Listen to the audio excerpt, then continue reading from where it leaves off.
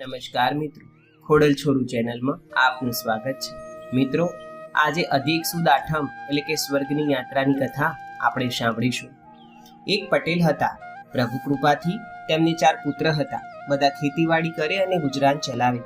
એક વેળા પવિત્ર પુરુષોત્તમ મહિનો આવે છે. પટેલ ઘરમાં પુરુષોત્તમ પ્રભુની સ્થાપના કરી નદીએ નાહીને પ્રભુ પ્રાર્થના કરે છે.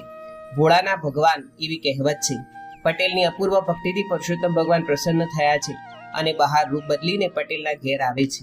પટેલના ઘરની બહાર ચોકમાં જે ઘઉંનો ઢગલો પડ્યો હતો ત્યાં પ્રભુ હાથ ફેરવે છે તો તે સાચો સાચ મોતીના બની જાય છે. પટેલ આ બધું જુએ છે તો તેને ભાન થાય છે કે આ તો પ્રભુ પોતે મારા ઘરે પધાર્યા છે. તે પ્રભુના ચરણમાં પડી જાય છે. ત્યારે પ્રભુ કહે છે કે માંગ, તારે શું જોઈએ છે? ત્યારે પટેલ કહે છે કે ભગવાન, મને જીવતે જીવ સ્વર્ગ બતાવો. પ્રભુ તથાસ્તુ કહે છે અને પટેલને સ્વર્ગ દેખાડવા માટે પોતાની સાથે લઈ જાય છે.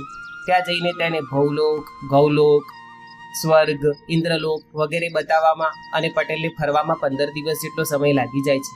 આ બાજુ પટેલના દીકરા પટેલની શોધખોળ ચાલુ કરે છે. ત્યારે તેઓ બ્રાહ્મણોને પૂછે છે કે પિતાજી દેખાતા નથી તો શું કરવું? બ્રાહ્મણો કહે કે 15 દિવસ પૂરા થાય ત્યાં સુધીમાં પાછા આવે તો તેમને જીવતા સમજવા, નહીં તો મર્યા સમજીને તેમનું ઉદ્યાપન કરવું. આ બાજુ 15 દિવસ પૂર્ણ થતા દીકરાઓ તેમના ઉદ્યાપનની તૈયારી ચાલુ કરે છે. એટલામાં તો પટેલ આવીને ઊભા રહે છે. પટેલ કહે છે કે હું ક્યાં મરી ગયો છું કે તમે મારી ઉદ્યાપનની તૈયારી કરો છો? દીકરાઓ ભૂત પ્રેત સમજીને ડરાવડા લાગે છે અને બ્રાહ્મણોને પૂછે છે. જ્યારે બ્રાહ્મણો કહે છે કે તમે ક્યાં હતા તો પટેલ કહે છે કે મેં જીવતે જીવ સ્વર્ગ જોયું છે. બ્રાહ્મણોના ગળે આ વાત ઉતરતી નથી. તેથી તેઓ પટેલને કહે છે કે જો સાચો સાચ તમે સ્વર્ગ જોયું હોય તો અમને પણ સ્વર્ગલોક બતાવો તો અમે તમને જીવતા સમજીએ, નહીંતર મરેલા સમજીને તમારું ઉદ્યાપન કરીશું. પટેલ ભગવાનને પ્રાર્થના કરીને કહે છે કે હે પુરુષોત્તમ ભગવાન, આ લોકો મારી કસોટી કરવા બેઠા છે, માટે તમે ગરુડ લઈને પધારો અને આ બધાને સ્વર્ગના દર્શન કરાવો, નહીંતર મારી હાંસી ઉડશે. પ્રભુ તેની વિનંતી સાંભળીને ગરુડ ઉપર સવાર થઈ અને પટેલના ઘેર પધરામણી કરે છે. ત્યારે પટેલના દીકરાઓ અને બ્રાહ્મણોને ભગવાનનો સાક્ષાત્કાર થાય છે.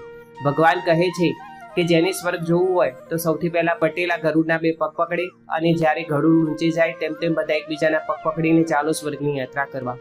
એમ કરતા કરતા 7 લોકો ગરુડના પગ પકડીને તે સ્વર્ગલોક જવા નીકળે છે. ગરુડ ધીમે ધીમે ઊંચું થતું જાય છે. રસ્તામાં સૌથી નીચે લટકેલા 2 બ્રાહ્મણો સૌથી ઉપર લટકેલા પટેલને પૂછે છે કે પટેલ, સ્વર્ગમાં લાડવા મળશે કે નહીં? ત્યારે પટેલ કહે કે હા મળશે ને. કેટલા મળશે? આટલા બધા. એમ કહીને જેવા પટેલ હાથ લંબાવે છે કે ધડાધડ ધૂમ બધા નીચે પડે છે અને પટેલ સિવાય બધા જ મરી જાય છે. ત્યારે પ્રભુ કહે છે કે પટેલના કહેવાથી અને પટેલની ભક્તિથી તે મરેલા લોકોને સજીવન કરે છે. કેમ કે પટેલ પ્રભાને કહે છે કે ભગવાન, મને બ્રહ્મ હત્યાનું પાપ લાગશે. તો આ રીતે પટેલની ભક્તિ સાચી હતી તો તેમને સ્વર્ગલોક જીવતે જીવ જોવા મળ્યું. તો હે પુરુષોત્તમ ભગવાન, જેવા તમે પટેલને ફળ્યા તેવા